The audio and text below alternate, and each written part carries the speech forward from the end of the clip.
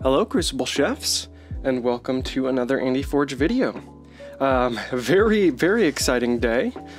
Stressful, but in a good way. Just got the GameFound notification through Twitter and my email and such that they are shipping as of today. It's beginning shipping today. Should be getting decks in the next week or two. I was a really early backer, so I'm expecting mine to be pretty soon. So I've pumped up the content. It was going to be every Monday, but I'm sure, you're watching this, it's become a lot more frequent than that. But I'm super excited, a little nervous about all the things that I have to make, but I promise I'll maintain my quality and put out as much stuff as fast as I can. Just be patient with me. But with that, let's get into our 11th deck. There's only one Age of Ascension deck left. Still hoping for, Genka, which not very many people are going to get, or at least like a Shard deck, something cool like that. Let's see what the houses are. It's a green Archon with Mars. That's a good sign. Dis and Shadows. Ooh, okay. Nice houses. Magistrate Kalashnikov. Magistrate Kalashnikov. Let's hold that up. You guys see everything okay? Looks awesome. Okay, well, give me 1 second. We'll get into this card reveal. Maybe this is the Genka deck. Here's a closer look at our Archon here. These houses are awesome. I'm excited to see what we can pull out of it. This Archon looks really cool. The ominous disrobes and halo with a kind of Martian Shadow's head and the 6 arms. Got some really cool Archons out of this display for whatever it matters. Set the deck card off to the side here. Let's see what we're starting with. Okay. Starting with a classic here in Shadows. This is a card I really like, paired with Whistling Darts is a good one. Throwing Stars is the main one I'm thinking about, though. We've seen a lot of that in this display, so I'm sure you're all familiar with that combo. But this is Lethal Distraction. It's an action with an Amber bonus. Play, choose a creature. For the remainder of the turn, whenever that creature takes damage, it takes an additional 2 damage. Then we've got Special Delivery here. It's got an Amber bonus on it. It's an artifact. Omni, sacrifice Special Delivery. Deal 3 damage to a flank creature. If this damage destroys that creature, purge it. Could be really good. Ooh, Oubliette. It's an action. Play, purge a creature with the power 3 or lower. It's really great for getting rid of some pesky targets. We've got a lot of creature control. Only creature control so far. We've got the action Lights Out here. It's got an Amber bonus, and play, return 2 enemy creatures to their owner's hand. Ooh, we got Bryn the Fanatic here. 3 power creature with Skirmish. Play, your opponent gains 1 amber, and destroyed, steal 3 amber. Gotta hope we get something like Life for a Life, or Pawn Sacrifice. Those are some cards that can kill Bryn on the turn you play him. Get that 3 steal immediately. Then we've got Umbra here. 2 power creature with Skirmish, and fight, steal 1 amber. Not bad. Throwing Stars, mentioned this earlier, goes well with the Lethal Distraction. It's an action with play, deal 1 damage to up to 3 creatures. Gain 1 amber for each creature destroyed this way. Nice. Got Sucker Punch, some more creature control here. It's an action with an amber bonus, and alpha, play, deal 2 damage to an enemy creature. If that creature is destroyed by this effect, archive Sucker Punch. Oh, and then everybody's favorite Shadows creature. This is Ronnie Wristclocks, 2 power, and it's got play, steal 1 amber. If your opponent has 7 or more amber, steal 2 instead. And we got double, that's fantastic. And then Furtive Investors. It's an action with an amber bonus, and play, if your opponent has more amber than you, gain 1 amber for each key your opponent has forged. A few too many requirements on Furtive Investors for you to typically get that second effect, but it's nice when you can make it happen. Then we've got Bad Penny here, 1 power creature with Destroyed. Return Bad Penny to your hand. Great target for our Throwing Stars. And that's our Shadows. Okay, lots of creature controls, some decent amber gain. We had both Ronnie Wristclocks, so we also had amber control in there. The only thing we were missing from our Shadows is artifact control. So that's awesome. Now we're coming into our Mars here. with our rare being the Killzord Mark 9001. It's an upgrade. This creature gains +2 armor and +2 power. It also gains skirmish and fight, gain 1 chain. So it becomes a bit of a beast, but every time you use it to fight, you will chain yourself. Oh, but it might be good just to have on this creature so you can keep it on the board a little better. Killzord can be really good creature control for a creature you want to reap with. 3 power, 1 armor. This is Zisizik's Shockworm. After an enemy creature reaps, stun it. Fantastic creature control. 2 of those. Xanthix Harvester. 3 power creature with Xanthix Harvester cannot be used while it has a non-Mars neighbor. Reap, gain 1. Some decent expected amber there. Really hard to get off. Let's hope we get a bunch of Mars creatures. 2, well, that's not what I meant. Not 2 Xanthix Harvesters, but we'll take it. Then we've got Visium Think Drone, 3 power creature with Reap. You may archive a friendly creature or artifact from play. Nice. Get some double play effects. 2 of those. Okay. Then we've got Mother Gun here. So we do have a lot of Mars creatures. Mother Gun reads, action, reveal any number of Mars cards from your hand. Deal damage to a creature equal to the number of Mars cards revealed this way. It's more creature control from Mars. Ooh, Mars first. Okay, it's got an amber bonus on it, and play, ready, and use a friendly Mars creature. So that could be great for Xanthix Harvester. Or if we can get another big effect in Mars still, like Glixel Proliferator. This would be a great one for Mars first. It's a 3 power creature with Reap. If Glixel Proliferator is on a flank, archive a Mars card from your discard pile. 2 of those. Wow, okay, holy. Lots of Mars creatures. Maybe that Xanthix Harvesters really stand a chance. And then we've got Agent Human here. It's a 2 power elusive creature with Reap. Choose a friendly non-Mars creature and an enemy non-Mars creature and stun the chosen creatures. I do not like Agent Human. Stunning your own creature to stun an enemy, it's just not worth it. There's so many better effects, so many ways to stun creatures in the game that you don't also have to stun or hurt yourself. So even if Agent Human is technically repeatable, it's just, I don't think it's ever worth it.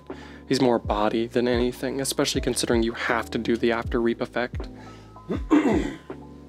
But here we are in Dis, starting off with no rares in this Dis pod, but that's okay. We've got the uncommon artifact, Library of the Damned. It's going to action archive a card. Fantastic for efficiency. Ooh, and then we got a special creature here, the 2 power Bronze Key Imp, elusive, and players cannot forge their first key. Wow, with the oppressive kind of stealing we had in Shadows with the double Ronnies and the oh, why can't I remember his name? I can remember it. No, I can't. Let's pull him out. Umbra, there we go. I wasn't gonna get that.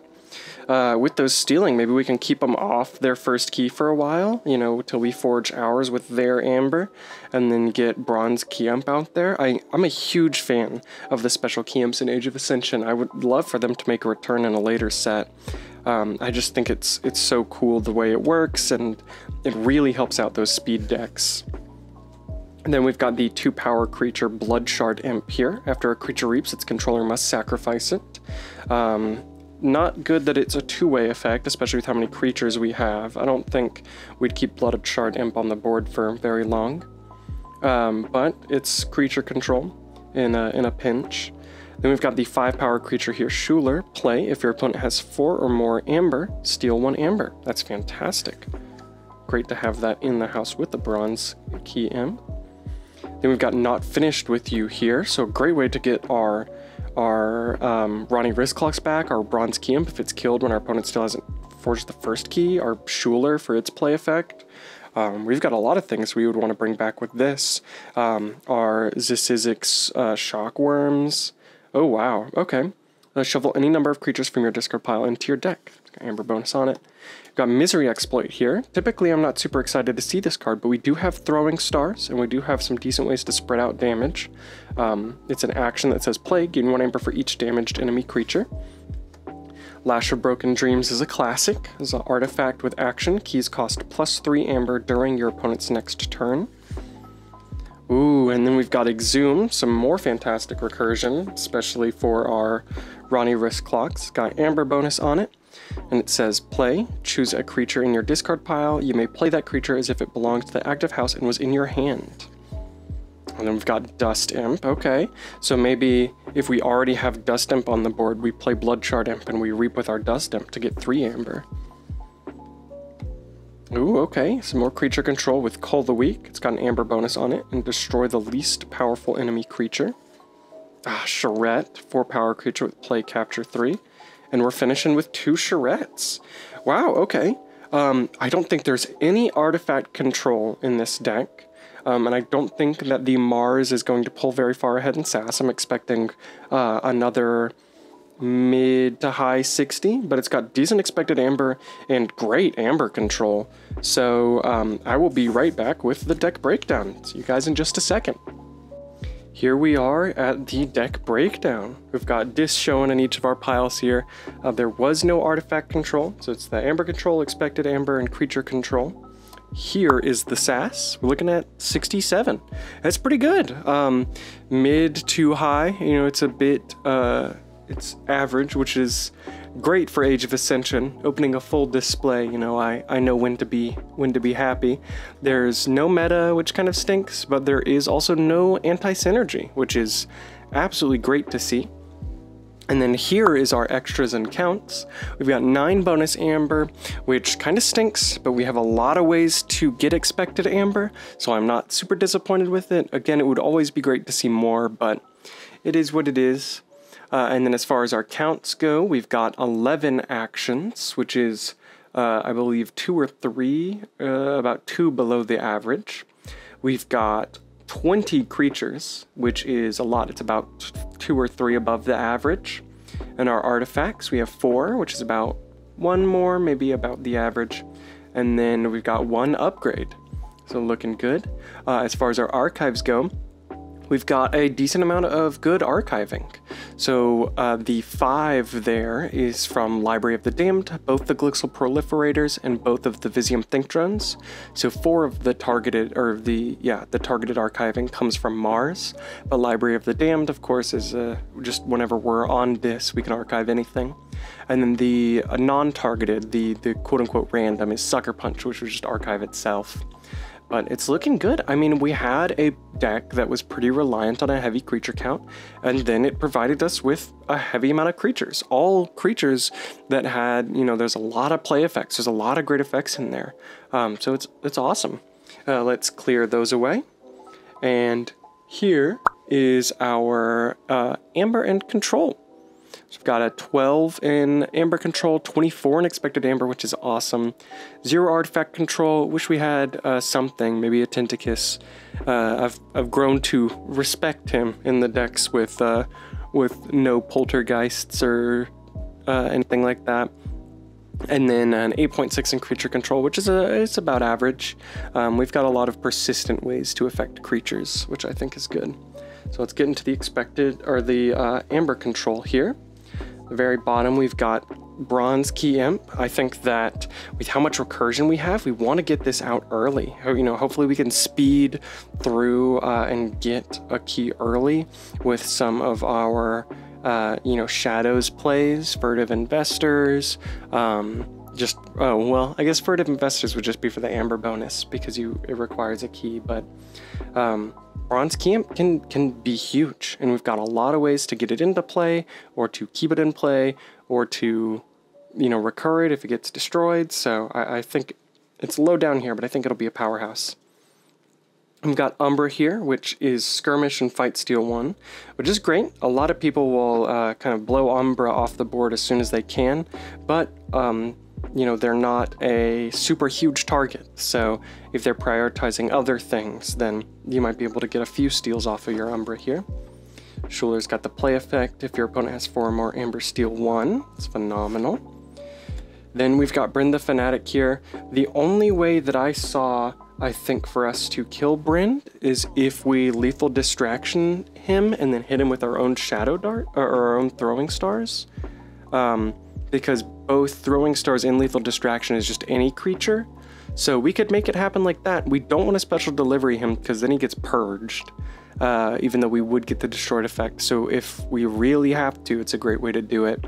And then Sucker Punch can only hit enemies. So in Shadows, the only way is via the Lethal Distraction and Throwing Stars. But it's not a bad combo. You know, you get 1 from Lethal Distraction, 1 Amber, 1 from Throwing Stars, and then kill Brand and steal 3. You know, that's 5, and you ideally you have, you know, more Shadows cards in your hand, so there's a way to do it. We've got both our Charettes here for the capture. That'll help us with our Bronze Key Imp a lot, just holding them off of the key for as long as we can, you know, grabbing their Amber. Ronnie Wrist Clocks with his Steel, also phenomenal. If we can use our Charette to capture 6, and then once they pop Charette, we have Ronnie Wrist Clocks ready for them to, you know, be stuck with a high amount of Amber, steal 4 ideally. Lash of Broken Dreams is another great way to achieve that, with the keys cost +3 during your opponent's next turn. I think a lot of this deck will revolve around really important setup dis turns, followed by a really powerful stealing Shadows. You know, the perfect Shadows hand, I think, is after you've played a bunch of discs, you get Ronnie, Brend the Fanatic with Throwing Stars and Lethal Distraction. And then whatever 6 Shadows cards you would want. Oubliette could be good. Bad Penny would be great, because then we get another Amber off of Throwing Stars. Let's go into the expected Amber here. At the bottom, we've got the Misery Exploit. Gain 1 Amber for each damaged enemy creature. The only real damage control or damage creature control is that Throwing Stars, or Lethal Distraction if you want to count that as well. So there isn't a whole lot of ways to proc this, but you know, with fighting, we don't have a huge power board, so maybe we could fight with like Umbra, 2-power Skirmish, or Bad Penny, and we return it to our hand just to get some Misery Exploit stuff going. Then we've got the Throwing Stars that I've been talking about. This is one of those decks where a lot of the different things could go in different areas, like all of the, you know, Ronnies and Brand could go in Expected Amber, and Throwing Stars could go in Expected Amber, or Creature Control. So I've just put everything where I feel like it would be best suited for the playstyle of this deck. Throwing Stars is going to be getting us Amber most of the time. Same with Sucker Punch, archiving itself.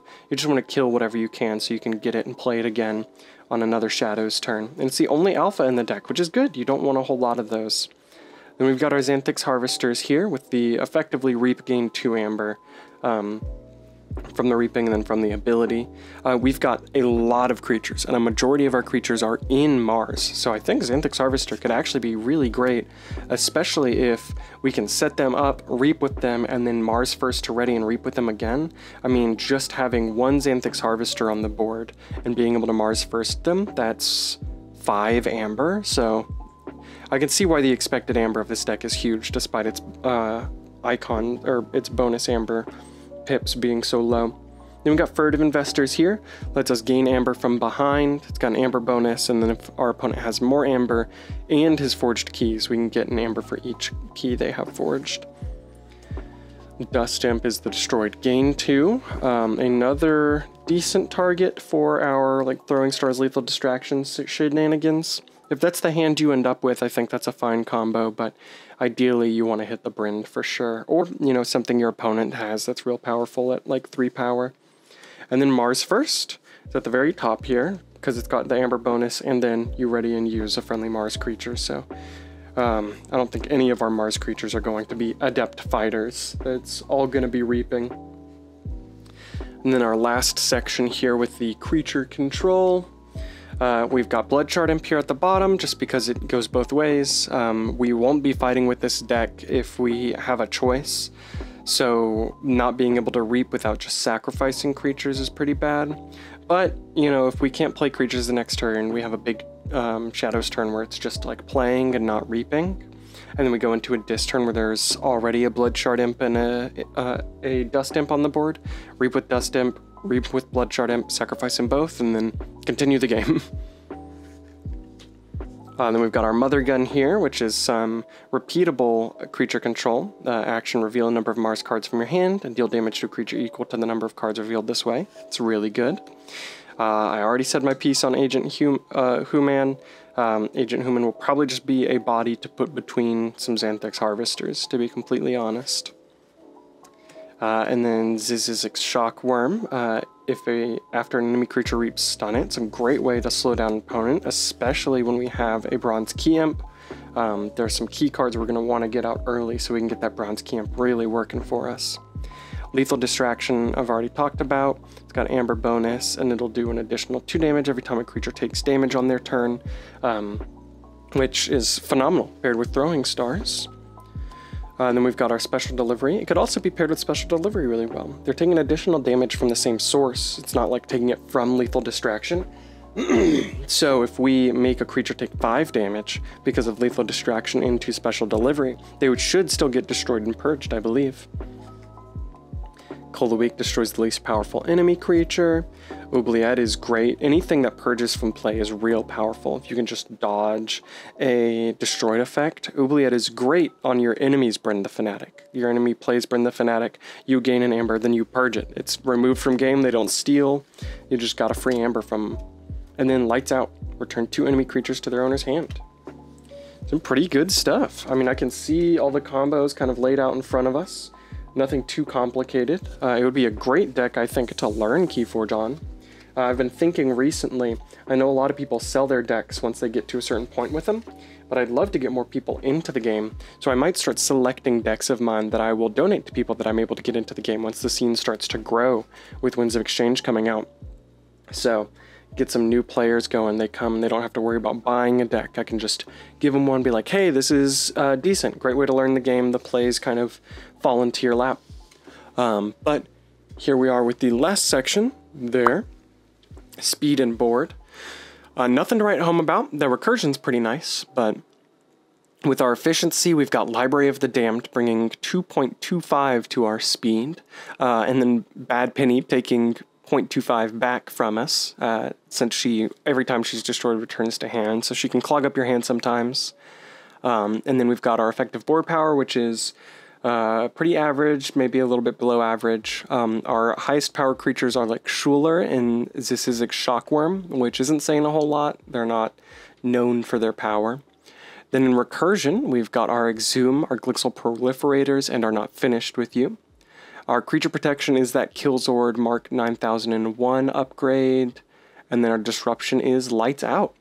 It all makes sense. There really isn't a whole lot to say. This deck is great at gaining Amber, controlling Amber, and recurring cards. You just have to hope they don't have any phenomenal creatures or any really efficient or artifact-controlled plays.